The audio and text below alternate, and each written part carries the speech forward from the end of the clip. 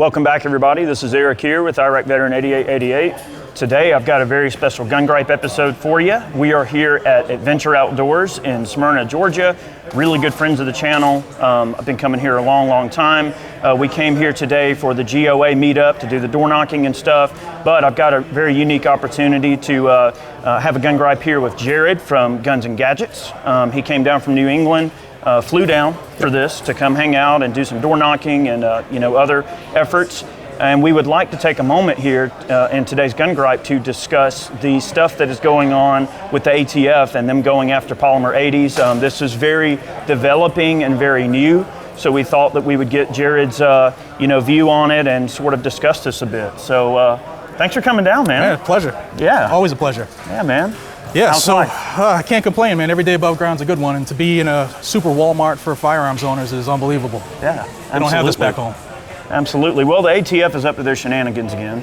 Absolutely. And you and I, prior to starting the camera, we did discuss this briefly about the things that are going on. But there's literally developments that are coming across our phones as we speak. Right. Yeah. As to the things that are going on. Yeah, it's getting real right now. It is getting real. Yeah. So I guess we should start with Thursday when it all kind of tipped off. So Thursday, the ATF raided polymer 80 in Nevada, and in the last 24 hours it's come out, not only did they go to polymer 80, they visited Midway, they visited Brownells, a couple other smaller shops, and that wasn't common knowledge at the time. Absolutely not. Nope, right. Absolutely not.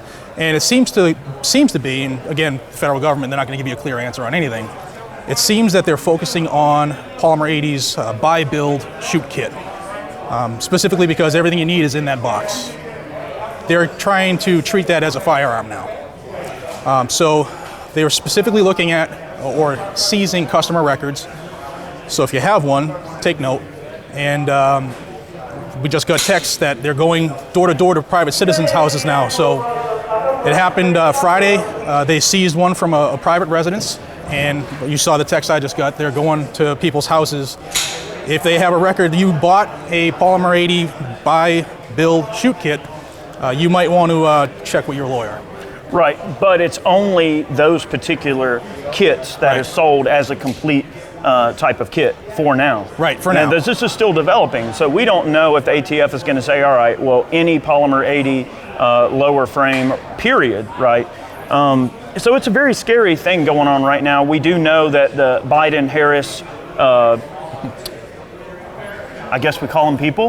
Yeah, right. So Biden and Harris met with the ATF, and they have already laid out their plans for what they want the ATF to focus on during their presidency, and that would, of course, their presidency. Yeah, there you go. I said, okay, sorry, I just had to go there, but they laid out that they want to go after 80% frames, and they want to go after braces, most specifically, right? So.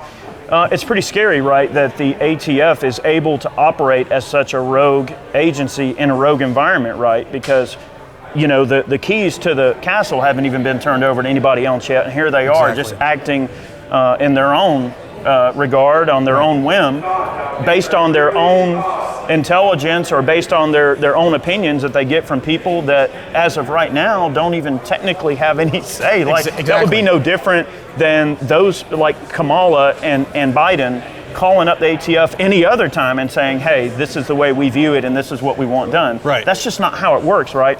The ATF is not a law-making agency, right? They're not a group of people that make laws. So it's really scary that they're skirting the legislative process. They're skirting the checks and balances of how we pass laws, right? Right. They're basically are being given a blank check to do whatever they want to do, however they want to do it, and having absolutely zero foresight over how they do it.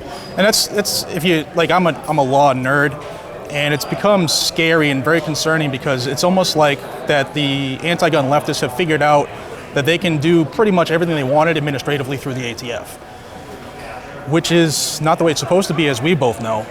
But there hasn't been any checks and balances on them. They've had a couple times where senators have written, angrily written letters to them, but waste bin is the way that goes. They're not really held accountable.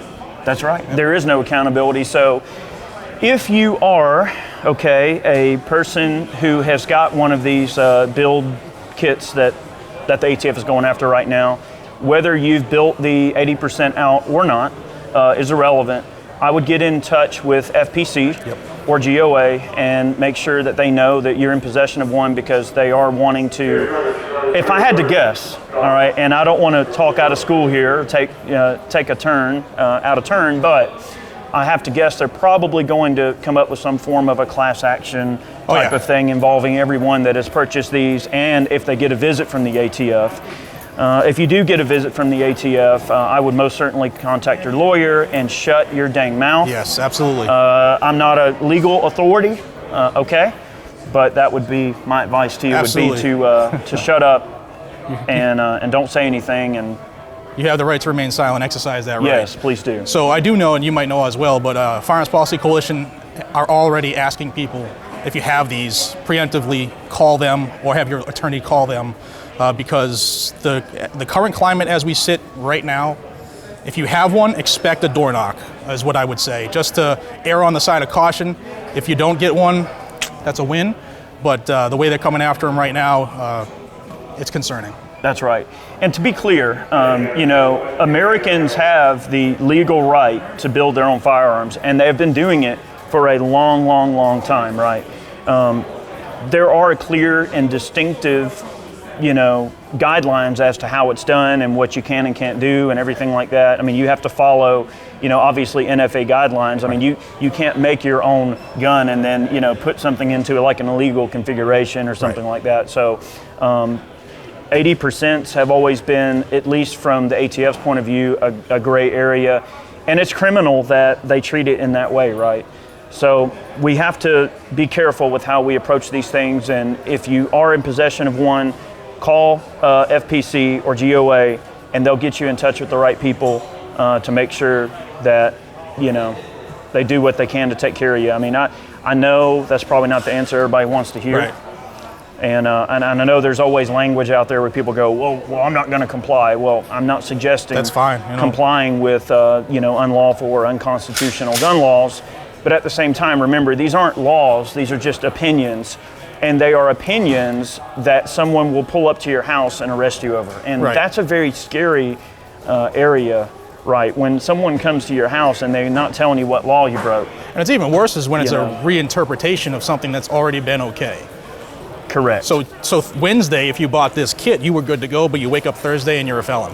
It's just not the way the country goes. It's not the way it's supposed to be. Exactly. And that's what's really scary about it. And imagine this, right, from a law enforcement perspective. Imagine seeing someone speed by you. You're sitting on the side of the road in your cruiser, and someone drives by you 100 miles an hour every single day for a year, and you go, you know what? I'm not going to bother this guy because I just don't see what the problem is with him going 100 miles an hour. But then one day you just decide, I think I'm going to pull this person over, right? So that's what we're dealing with, right? A group of people that are a rogue agency and are choosing to selectively apply their opinions to enforcement of the law. We're not even talking about enforcing a law, right, an actual law, more of just applying personal opinion to policy and dictating that opinion is the law. Right. That's what this is an issue with. And if we had a crystal ball right now, I'd say that as we get closer to Inauguration Day, it's going to get worse. Oh, 100%. Because they are definitely feeling empowered with Joe and Kamala, with the possibility of them riding the ship. Absolutely. Well, guys, we really appreciate you watching today's video. I wanted to make this video with Jared since he was here, and we haven't had him on the channel before. I really appreciate it. And how can our viewers find you?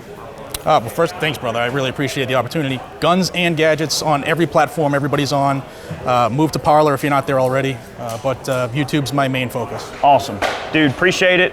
And guys, stay tuned. We got many more videos coming. Lots of things going on, and I appreciate all the support from you guys over the years and everything that we do. Have a great day. We'll see you next time.